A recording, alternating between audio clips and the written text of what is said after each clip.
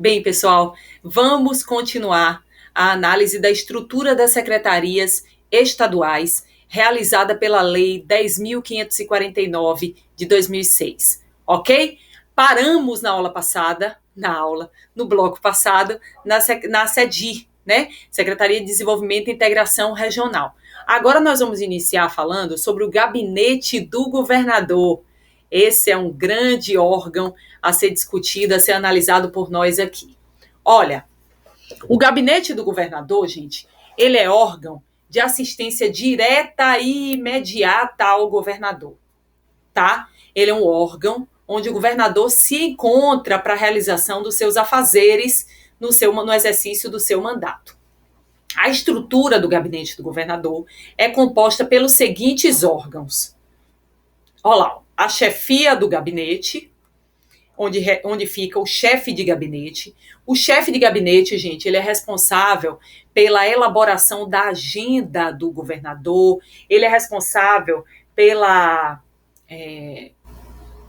pelo cuidado com os demais órgãos, né, pela fiscalização a respeito do cumprimento das atribuições em relação aos demais órgãos que compõem o gabinete. Ele tem remuneração, ele tem vantagens, mas também impedimentos de secretário de Estado, muito embora ele seja chefe do gabinete, ok? A chefia do gabinete é o órgão aí que elabora, que cuida da agenda do governador, como falamos. Segundo órgão, a Ouvidoria Geral do Estado, que é responsável pelo recebimento de reclamações, né, relacionados aos demais órgãos governamentais. A Secretaria Particular do Governador, que trata especificamente dos afazeres diários do governador, do controle da sua agenda, da agenda feita pelo chefe de gabinete, né? É quem é o braço direito do governador nos seus afazeres diários. O cerimonial do gabinete do governador, que é responsável pela realização de eventos, pelo cuidado dos trâmites relacionados a eventos pelo governador. Então, por exemplo, se o governador ele vai promover um jantar para Bolsonaro, que é presidente da República, né, que está aqui em Salvador, vai promover um jantar lá no palácio onde ele reside, no Palácio do Governador. O cerimonial, ele vai cuidar desde os talheres, a forma como os talheres serão colocados na mesa, até os lugares em que cada autoridade vai sentar, né? Tudo direitinho, o governador próximo ao presidente da República, as suas respectivas esposas próximas umas das outras, para que possa tudo transcorrer de forma tranquila e favorável ao objetivo daquele evento. Quem cuida disso é o cerimonial. A assessoria especial do governador, que dá uma assessoria nesses eventos, por exemplo, onde o governador necessite de um auxílio. Então, se o governador ele vai conversar, por exemplo, com Trump, que se encontra aqui no estado da Bahia, essa assessoria, na realidade, quem vai fazer essa intermediação é a assessoria internacional, né? E o assessor internacional ele vai analisar todos os pormenores referentes aos assuntos que o governador do estado da Bahia vai conversar com o presidente dos Estados Unidos, né? Ele vai fazer essa pesquisa, essa análise e vai prestar essa assessoria internacional neste encontro entre o governador do estado da Bahia e o presidente dos Estados Unidos. A assessoria especial, ela cuida dos demais assuntos. Então, por exemplo, se o governador ele vai se encontrar com um grande advogado tributarista e ele quer ter algumas dicas, entre aspas, a respeito de impostos estaduais, tá, alíquotas, enfim, ele quer conversar sobre isso. Naturalmente, ele vai levar consigo um assessor especial que saiba a respeito de direito tributário, de alíquotas, assuntos específicos, para que ele possa ser assessorado naquele encontro. Tá? Nós temos também o escritório de representação do governo, que é quem representa judicialmente o governo do estado da Bahia, e a diretoria de administração e finanças, que é própria de cada secretaria e também do gabinete do governador. Vamos lá. O chefe de gabinete, como eu disse para você, né, ao chefe de gabinete, são asseguradas as prerrogativas, vantagens representação, remuneração e impedimento de secretário de Estado. É como se ele fosse também um secretário de Estado, muito embora não seja chefe de gabinete. Cabe ao chefe de gabinete a supervisão e a coordenação dos órgãos integrantes da estrutura do gabinete. Como eu disse, ele fiscaliza, ele administra, ele supervisiona os demais órgãos que compõem o gabinete do governador. Ele elabora a agenda do governador e também ele cuida do exercício de outras atribuições designadas pelo governador. Ele é responsável pela elaboração de agenda e exercício de outras atribuições que o governador, porventura, lhe atribua. Ok? Vamos falar agora da Secretaria CETRI. Cortou mais um pouquinho aí. Secretaria de Trabalho, Emprego, Renda e Esporte. Como o próprio nome diz, gente, essa secretaria cuida de quê? Da execução do planejamento de políticas de emprego, de renda, de apoio à formação do trabalhador, da economia solidária e fomenta o esporte, incentiva o esporte. Então, se você souber o que a sigla representa, naturalmente você vai ter uma noção da finalidade daquela secretaria. A intenção, gente, é que a gente decore o mínimo de coisas possível, para que você possa aí ter uma chance maior de acertar na sua prova. Então, essa secretaria, a CETRI, ela tem por finalidade planejar e executar políticas de emprego e renda, de apoio à formação do trabalhador, de economia solidária e de incentivo ao esporte. Vamos seguir. Essa secretaria... Ai, pulei um aqui, gente. Vamos falar agora da SEDES, a Secretaria de Desenvolvimento Social e Combate à Pobreza. SEDES, Secretaria de Desenvolvimento Social e Combate à Pobreza. A SEDES, gente, ela é responsável, como o próprio nome diz, pelo planejamento, coordenação e execução de políticas de desenvolvimento social e também, visando o combate à pobreza, ela busca a segurança alimentar e nutricional, a assistência social daqueles que vivam numa situação de pobreza. Eu acho o trabalho dessa secretaria belíssimo, pessoal, porque ela cuida efetivamente do desenvolvimento social, né? Ela tem uma atenção especial voltada ao combate à pobreza, às camadas aí da população, da sociedade, do Estado, que sejam mais desfavorecidas, né? Menos favorecidas. Então, elas visam combater a pobreza e, para isso, ela também cuida, essa secretaria, da segurança alimentar e nutricional dessas camadas que são desfavorecidas, tá? Então, ela também se interessa pela segurança alimentar, pela nutrição de crianças, por exemplo, de adolescentes que vivam nessas famílias carentes, nessas famílias que vivem em situação de pobreza. Vamos lá, vamos ver a estrutura dessa secretaria. Quais os órgãos que compõem a SEDES? Os órgãos colegiados, nós temos a Comissão Institucional de Defesa Civil, a CIDEC, né? A Comissão Institucional de Defesa Civil, gente, é aquela comissão que é chamada no caso de problema, por exemplo, na época das grandes chuvas, que determinadas camadas da sociedade, pessoal que reside em locais atingidos por deslizamento de terra, né?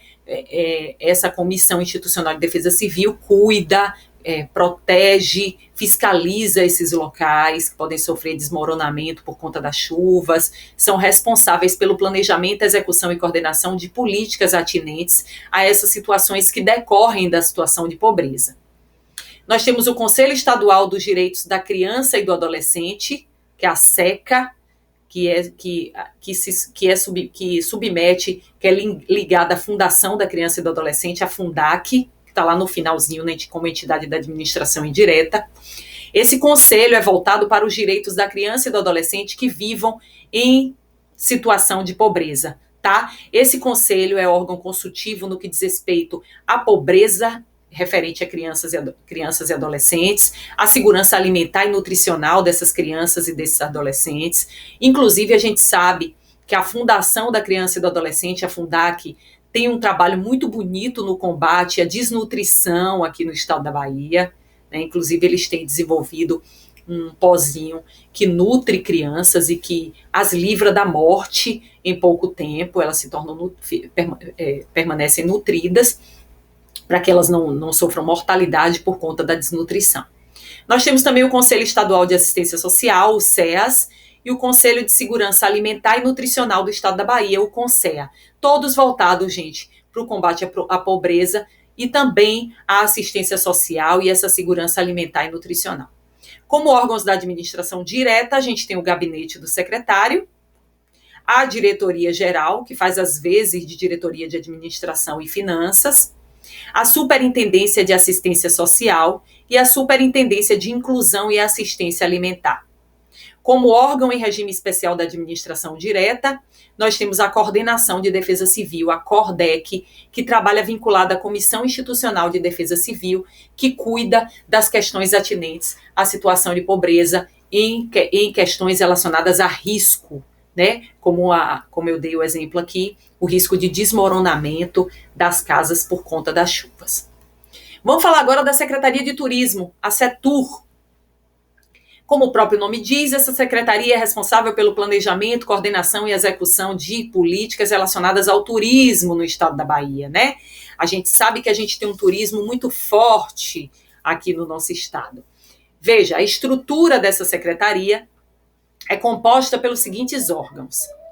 Como órgãos da administração direta, nós temos o gabinete do secretário, a diretoria geral, que faz as vezes da diretoria de administração e finanças, a Superintendência de Investimentos em Polos Turísticos e a Superintendência de Serviços Turísticos. A Superintendência, gente, de Investimentos em Polos Turísticos cuida das questões atinentes ao investimento a ser realizado, de recursos a ser realizado em polos turísticos. Então, por exemplo, vamos supor que caia aí na imprensa uma notícia que o mar do entorno de Morro de São Paulo está bastante poluído por conta da falta de saneamento básico em Morro de São Paulo. Vamos supor. Morro de São Paulo é um polo turístico bastante importante do nosso estado, não é verdade? Aí o governador, ligado nessa notícia, ele precisa fazer uma análise da necessidade ou não de investimento nesse polo turístico para que o problema seja sanado e que não haja para que esse problema não atinja, né, de forma insatisfatória o turismo no estado da Bahia. E aí o governador naturalmente precisará de uma assistência no que diz respeito a esse investimento. Aí ele vai se reportar à Superintendência de Investimento em Polos Turísticos para que ele possa estabelecer o grau de necessidade desse investimento, enfim. Por outro lado, a Superintendência de Serviços Turísticos é voltada para as questões atinentes aos serviços prestados nos polos turísticos no estado da Bahia. Então, por exemplo, esses ônibus que fazem a circulação em toda a cidade de Salvador, né? Os passeios que porventura sejam promovidos pelo estado para Cachoeira, que é um polo turístico também no nosso estado, para Morro de São Paulo. Tudo isso, gente, passa pelo planejamento, coordenação e execução de políticas na Superintendência de Serviços Turísticos, que prestam esse serviço aí direto ao governador relacionado ao turismo. Como entidade da administração indireta, a gente tem a Empresa de Turismo da Bahia, a Bahia Tussa, que é muito conhecida, né, sobretudo nos eventos promovidos pelo estado da Bahia. A gente vê lá um oferecimento Bahia Tussa, a realização Bahia Tussa, é um órgão responsável pelos eventos relacionados ao turismo na Bahia. Pois bem, agora eu quero uma atenção também especial, e eu quero que você coloque um asterisco aí, a SPM, que é a Secretaria de Políticas para as Mulheres, tá? No seu edital, também são muito cobrados os assuntos referentes ao combate à discriminação contra a mulher, à violência contra a mulher, então pode ser que essa secretaria seja cobrada na sua prova. A finalidade dessa secretaria, como o próprio nome diz, é o planejamento, coordenação e articulação da execução de políticas públicas para as mulheres. Então, tudo que diga respeito a políticas públicas que venham trazer aí a igualdade da mulher, né, a proteção da mulher em situação de violência, tudo isso deve ser planejado, coordenado e articulado no âmbito estadual pela Secretaria de Políticas para as Mulheres. A estrutura é composta pelos seguintes órgãos. Como órgão colegiado, a gente vai falar daqui a pouquinho, nós temos o Conselho Estadual de Defesa dos Direitos da Mulher, a CDDM. Esse conselho, gente, é órgão consultivo do governador. Ele estuda, acompanha, propõe, né, ações a serem tomadas em relação aos direitos das mulheres. E esse conselho é composto por 12 representantes que são mulheres. Daqui a pouquinho a gente vai falar de forma mais direta desse conselho. Mas que você saiba que é conselho consultivo, não é deliberativo, tá? Ele opina ao governador em relação às políticas para as mulheres, aos direitos das mulheres.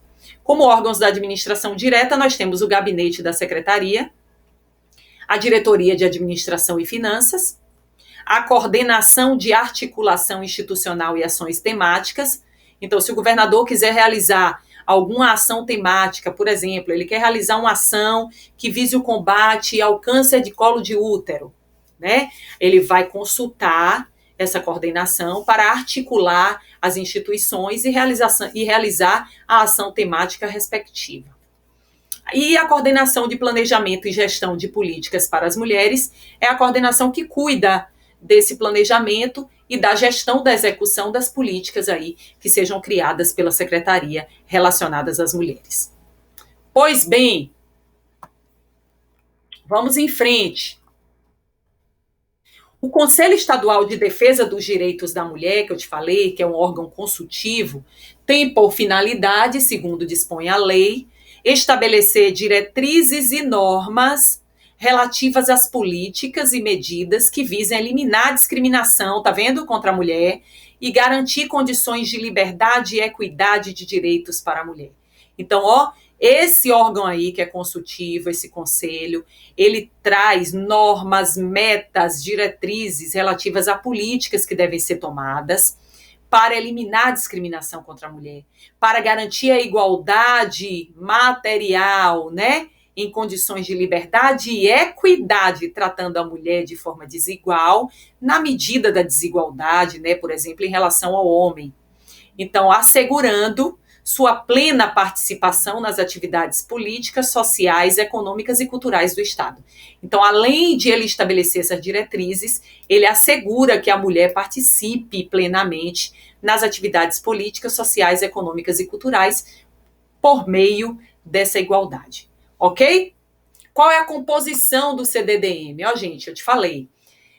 O CDDM é composto por 12 representantes da sociedade civil, sendo 5 membros de organização de mulheres legalmente constituídas, 2 membros de notória atuação na luta pela defesa dos direitos da mulher, 1 da comunidade acadêmica vinculada ao estudo da condição feminina, 1 membro de trabalhadora rural, 1 de trabalhadora urbana, 1 de mulher negra, 1 indígena, todas nomeadas pelo governador, tá? A composição do CDDM é essa aí. Pois bem, vamos falar agora da Secretaria de Administração Penitenciária e Ressocialização. Como o próprio nome diz, gente, essa secretaria é voltada para a administração penitenciária e para as questões relacionadas à ressocialização. Será que essa secretaria tem trabalho? Muita, né, gente? Naturalmente, a administração penitenciária e a ressocialização são questões bastante complexas que a secretaria aí toma por finalidade para si. Então, a finalidade dessa secretaria é justamente buscar o planejamento, a formulação de políticas de ações penais e também de políticas de ressocialização de sentenciados, condenados, tá? Também a finalidade da SEAP, planejar, coordenar, executar, em harmonia com o Poder Judiciário, os serviços penais do Estado. Então, a SEAP, gente, ela trabalha em harmonia com o Poder Judiciário, muitas vezes em conjunto, para planejamento, coordenação e execução dos serviços penais. Naturalmente, o Poder Judiciário tem muita informação a respeito da administração penitenciária e da ressocialização de sentenciados, então tem muito a contribuir com essa secretaria na formulação aí de políticas, planejamento e coordenação. Qual a estrutura da SEAP?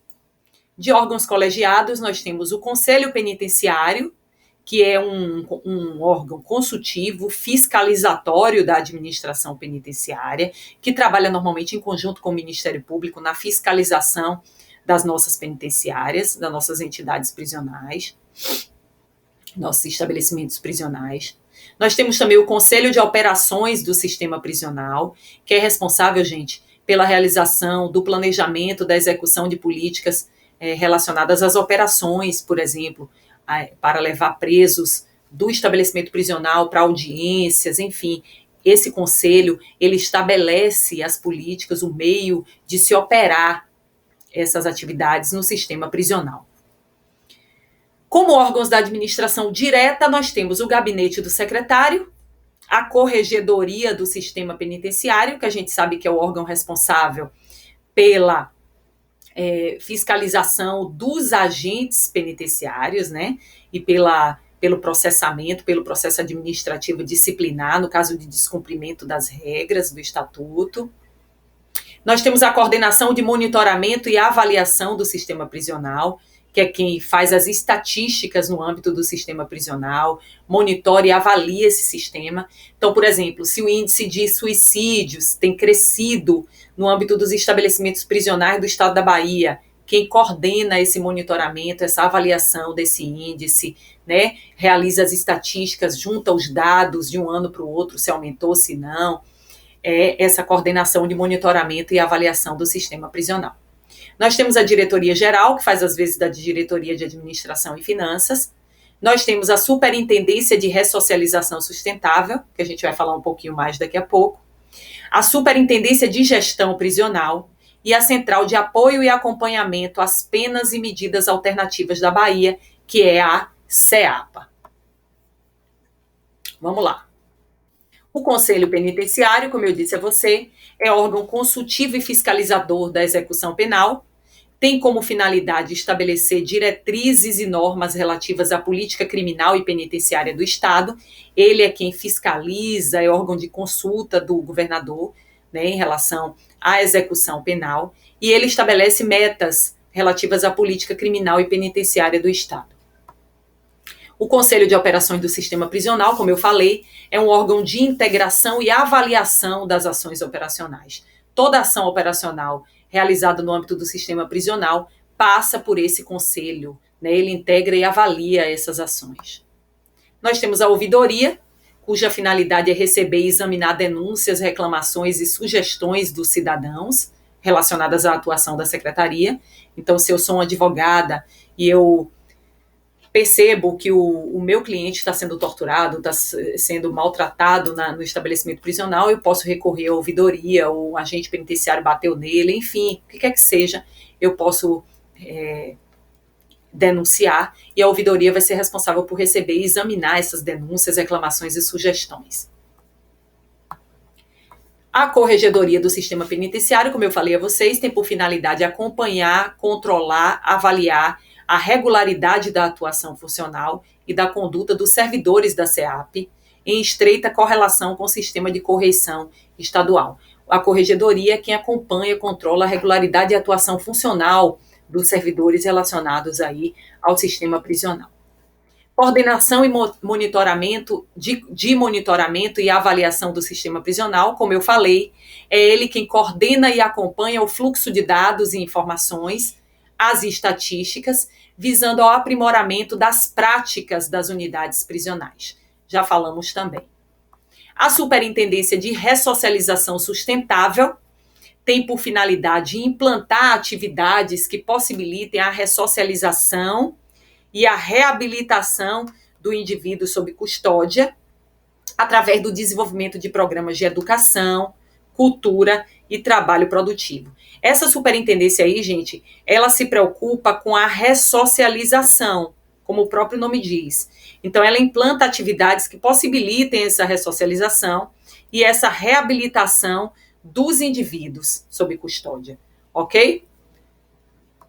A Superintendência de Gestão Prisional, cuja finalidade é administrar e supervisionar o cumprimento das atividades alusivas à execução penal, em conformidade com ações de humanização. Então, é ela quem administra, supervisiona o cumprimento das atividades referentes à execução penal, né, em conformidade com ações de humanização, sempre visando essa humanização.